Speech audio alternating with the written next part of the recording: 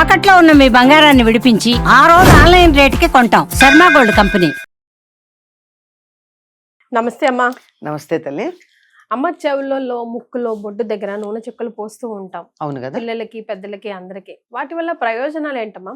అంటే ఇదివరకు రోజుల్లో చేసేవి ఇప్పుడు చేస్తే డాక్టర్లు గగ్గోలు పెట్టేస్తున్నారు. కానీ చెయ్యమంటున్నారా వద్దంటున్నారా? వద్దంటున్నారు. అలాంటివి చేయొద్దు, ఇన్ఫెక్షన్లు వస్తున్నాయి. సరే, ప్యూరిటీ ఇష్యూస్ కూడా ఉన్నాయి కదమ్మా అప్పటికి ఇప్పటికి చూసుకుంటే. బట్ మనకు అవైలబుల్ ఉన్నప్పుడు చక్కగా ప్యూర్ది మనం తీసుకోగలిగినప్పుడు ఎలాంటి ప్రయోజనాలు ఉంటాయి? వాడొచ్చా, వాడకూడదా? ఎప్పుడు ఏ ఏజ్ లో వాడాలి? అంటే ఒకప్పుడమ్మా చిన్న పిల్లలకి తప్పనిసరిగా 6 నెలలు వచ్చే వరకు ప్రతిరోజు, ఆ తర్వాత రోజు విడిచి రోజు, ఆ తర్వాత 2-3 రోజులకు ఒకసారి, ఆ తర్వాత వారానికి ఒకసారి, ఆ పైన జీవితం అంతా కూడా వారానికి ఒకసారి తలకి నూనె పెట్టుకుని, చెవుల్లో నూనె వేసుకుని, ఒళ్ళంతా నూనె రాచుకుని, మర్దనా చేసుకుని స్నానం చేసేవారు కదా. ఆ నూనె ఏం నూనె వాడేవారు? నువ్వుల నూనె. నువ్వుల నూనె ఒక్కటి మాత్రమే చర్మం నుంచి మాంసానికి, మాంసం నుంచి ఎముకలకి ఉండేటటువంటి చిన్న చిన్న రంధ్రాల ద్వారా మజ్జ దాకా వెళ్ళగలిగిన శక్తి ఒక్క నువ్వుల నూనెకు ఉంది. మిగిలిన ఏ నూనెలు రాచినా మనకి పైనే ఉంటాయి. నువ్వుల నూనె లోపల దాకా వెళ్ళగలదు. అందువల్ల పూర్వకాలంలో ఆ రకంగా నువ్వుల నూనె రాచుకుని స్నానం చేసినటువంటి అలవాటు ఉన్నటువంటి వాళ్ళకి ఎముకల లోపల మజ్జ బాగానే ఉండి, ఇప్పుడు గుజ్జు పోయింది అంటూ ఉంటారే, ఆ గుజ్జు పోకుండా ఉంటుంది. అందుకని దానివల్ల ఏమిటంటే లాభం, ఎముకలు బలంగా ఉంటాయి. ఫుల్ ఆఫ్ కాల్షియం లోపలికి పెడతాయి.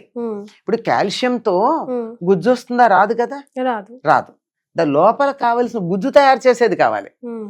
అది లోపలికి వెడుతుంది, మంచి లూబ్రికెంట్ గా ఉంటుంది. అప్పుడు ఎముకలు అరిగేటటువంటి అవకాశం ఉండదు. కనుక ఆ విధంగా రాచుకోవడం చేయడం ఉండేది. ఈ చెవుల్లో పెద్దవాళ్ళు వేసుకునేవాళ్ళు, పిల్లలు వేసుకునే, పిల్లలకి మాత్రమే ముక్కులో వేసేవారు. ఎందుకు ముక్కులో వేసేవాళ్ళు పిల్లలకి అంటే, మనకి ఏదో జలుబు చేసింది, తుమ్ముతాం, లేకపోతే చీత్తాం, లేదా వేడి చేస్తే ముక్కులో పక్కుల్లాగా కట్టేస్తే తీసుకుంటాం. పిల్లలకి చేత అవుతుందా? చంటి పిల్లలకి రాదు. కనుక నీళ్లు పోస్తే మంచిది కాదు. తర్వాత స్నానం చేయించేటప్పుడు ఇంకోటి ఏమిటంటే, నీళ్లు లోపలికి వెళ్లకుండా ఉండాలి అంటే నూనె ఉందనుకో, ఆ నూనె పొర లోపలికి నీళ్లు వెళ్లకుండా అడ్డుపడుతుంది. బ్లాక్ కాదు, వెనక్కి పంపిస్తుంది. ఇప్పుడు పేపర్ మీద నూనె రాచి నీళ్ల చుక్కయ్యమ్మా, నీళ్లు పేపర్కి అంటుకోవుగా, అంతే కదా. మరి ముక్కులోంచి లోపలికి నీళ్లు వెళ్లకుండా ఉండాలి అంటే ఏం చెయ్యాలి? కొద్దిగా నూనె గనక అక్కడ ఉన్నట్టయితే నూనె పొర, దాని మీద ఉన్నటువంటి నీళ్లు చర్మం దాకా లోపల దాకా వెళ్లకుండా రివర్స్ వచ్చేస్తాయి. చెవులో కూడా అంతే, ఇయర్ డ్రమ్ దాకా వెళ్లకుండా బయటకు వచ్చేస్తాయి. కనుక ఆయిల్ అడ్డుకుంటూ ఉంటుంది. తర్వాత ఏంటంటే, పిల్లలు ఎదిగేటప్పుడు పొరలు ఊడిపోతూ ఉంటాయి ఒంటి మీద. చూడండి, మన ఒంటి మీద పొరలుగా ఊడిపోతూ ఉంటాయి. పాత చర్మం పోయి కొత్త చర్మం వస్తుంది. చెవుల్లో కూడా అట్లా వస్తుంది. కనుక నూనె వేస్తే ఆ నూనెతో పాటు ఊడిపోయిన పొరలు బయటకు వస్తాయి. అంటే ఈ రోజుల్లో ఏవో డ్రాప్స్ వేస్తున్నారు. ఏదైనా అదివే. ఇప్పుడు నూనె వేయడం ఎంత అన్సైంటిఫిక్ అన్నారో, ఏవో డ్రాప్స్ వేయడం కూడా అంతే అన్సైంటిఫిక్ అవునా కదా. అంతే కదమ్మా. ఏదైనా కెమికలే. ఫర్ ఎగ్జాంపుల్, కెమికల్ కాకపోయినా ఏదో ఒకటి శరీరంలో సహజంగా ఉన్న పదార్థం కాదు, బయట నుంచి ఫారిన్ బాడీ అని చెప్పచ్చు. అంతే కదా. అలా వేసేవాళ్ళు. ఆ వేసేది కూడా ప్యూర్ కొబ్బరి నూనె గాని, కొబ్బరి నూనె కాదు, ప్యూర్ గా ఉండేటటువంటి నువ్వుల నూనె గాని, ఆముదం గాని వేసేవారు. ఇప్పుడు కొబ్బరి నూనె వేసేవాళ్ళు కాదు. కొబ్బరి నూనెకున్న లక్షణం ఏమిటంటే, అది గడ్డకట్టే లక్షణం ఉంది. నువ్వుల నూనె గడ్డకట్టదు. కొబ్బరి నూనె ప్యూర్ గనక అయినట్టే మీరు ఇలా పెట్టండి, శీతాకాలం బయట గడ్డ కడుతుంది కదా. ఇప్పుడు చెవులో అలా వెళ్ళిపోయిన కొబ్బరి నూనె గడ్డ కట్టింది అనుకో, అది లోపల ఉన్న ప్రమాదం ఏం కాదు, కానీ లోపల ఉన్నటువంటి ఆ చర్మాన్ని ఇరిటేట్ చేస్తుంది. అందుకే ఒంటికి కూడా పెద్దగా కొబ్బరి నూనె ఎక్కువ రాయమని చెప్పరు, ఎక్కువగా నువ్వుల నూనె రాసుకోమంటారు. ఒళ్ళు పగిలే అవకాశం ఉంది కొబ్బరి నూనె రాస్తే. స్కిన్ ఇప్పుడు డ్రై అయినప్పుడు కొబ్బరి నూనె కదమ్మా రాస్తాం మనం. అంటే నువ్వుల నూనె రాస్తే వాసన వస్తుందని మనం రాయమంతే. ఇంకా కొంతమంది ఏం చేస్తారంటే, కొబ్బరి నూనె ఒళ్ళు పగులుతుంది, నువ్వుల నూనె రాస్తే వాసన వస్తుందని ఈ కొబ్బరి నూనెలో కొంచెం గ్లిజరిన్ వేసి సో దట్ గ్లిజరిన్ కూడా మంచిది, Vaseline లాగా హానికరమైనది ఏం కాదు కదా. అమ్మా. కాస్త కొబ్బరి నూనెలో కొంచెం గ్లిజరిన్ కలిపి ఒంటికి పట్టిస్తారు. అప్పుడు ఏమవుతుంది, అప్పటికప్పుడు తాత్కాలికంగా నీకు ఆయిలీగా ఉండడంతో పాటు తర్వాత శరీరం డ్రైగా పగలడం, చర్మం పగలకుండా ఉండడానికి మాయిశ్చరైజర్ గా పనికొస్తుందని వాడతారు. కనుక ఇందుకోసం పిల్లలకి వేస్తూ ఉండేవాళ్ళు. దాంతో పాటు బొడ్లో కూడా వేసేవాళ్ళు తప్పనిసరిగా, అన్ని రంధ్రాల్లోనూ వేసేవాళ్ళమ్మా. సో దట్ లూబ్రికేషన్ ఉంటుందని. దాంతో పాటు బొడ్డులో వేయడంలో ఉన్న విశేషం ఏమిటంటే, బొడ్డు తల్లికి బిడ్డకి ఆహారాన్ని అందించేటటువంటిది. అంటే బొడ్డు దగ్గర ఏదన్నా ఉన్నట్టయితే ఏం జరిగింది, శరీరంలో ఎక్కడికి వెళ్ళాలో పోషకత్వం అక్కడికి వెళ్తుంది బొడ్డు దగ్గర నుంచి.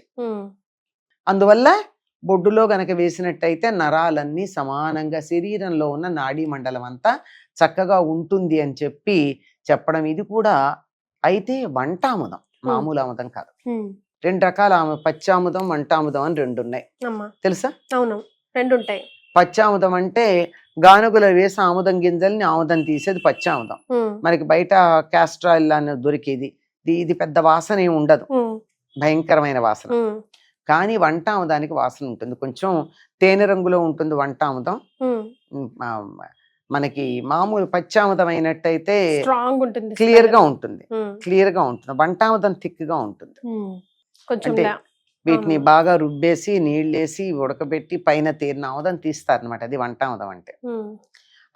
ఆ ఆముదం గనక వేసిన అది ఆహారంగా కూడా తీసుకోవచ్చు, పిల్లలకి ఆహారంగా పెట్టేవాళ్ళు. తర్వాత అంటే నెలకు ఒకసారి 2 నెలలకు ఒకసారి 1 స్పూన్ తీసుకున్నా కూడా బాడీ మొత్తం క్లెన్స్ అవుతుంది అంటారు కదా. అవుతుంది, ఎందుకంటే డెన్సిటీ ఎక్కువ ఉంటుంది కదమ్మా, ఉంటుంది. తర్వాత ఆయిలీగా ఉంటుంది, మొత్తం ఎక్కడెక్కడ ఏది ఉన్నా దాంతో పాటు అది అలా తీసుకెళ్ళిపోతుంది.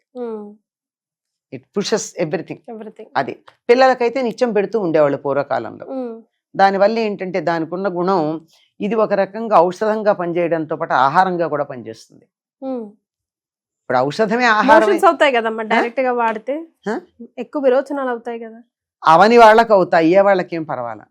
ఇప్పుడు కాన్స్టిపేషన్ ఉన్న వాళ్ళకి అది ఇట్ ఈజ్ ఎ లూబ్రికెంట్. మామూలుగా రెగ్యులర్ గా అయ్యే వాళ్ళకి ఆముదం తాగితే ఏమవుతాయి, మామూలుగానే ఉంటుంది.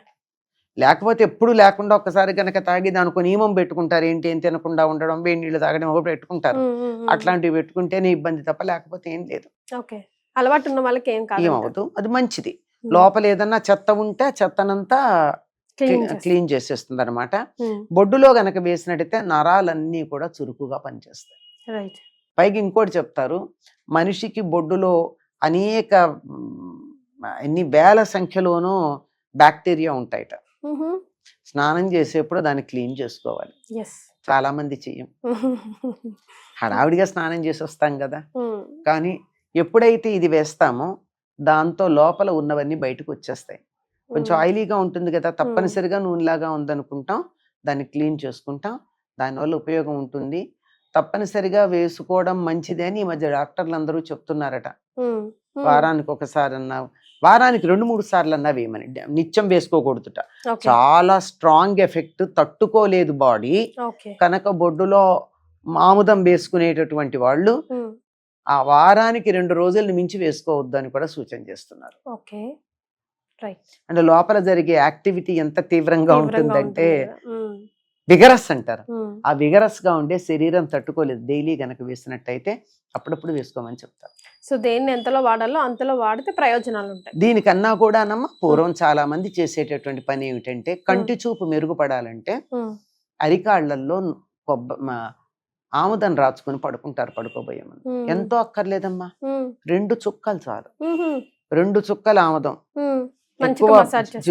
దాన్ని హాయిగా కాలికి 2 చుక్కల ఆముదం తీసుకుని చేతులు ఇట్లా అనుకున్నట్టయితే చేతులు కొద్ది ఆయిల్ అవుతాయి. ఈ చేత్తో ఈ కాలికి, ఆ చేత్తో ఆ కాలికి, ఈ చేతుకున్న ఆముదం అయ్యేదాకా మర్దన చేసుకుంటే కనీసం వారానికి 2-3 రోజులన్నా ఈ పని గనక చేసినట్టయితే కళ్ళల్లో అది చేస్తూ ఉండగానే కళ్ళల్లోంచి ఆవిర్లు వస్తాయి. అది అంతలా ఉపయోగపడుతుంది. అంతలా ఉపయోగం మంచిదంటారు. Right, thank you so much అమ్మా, నమస్కారం.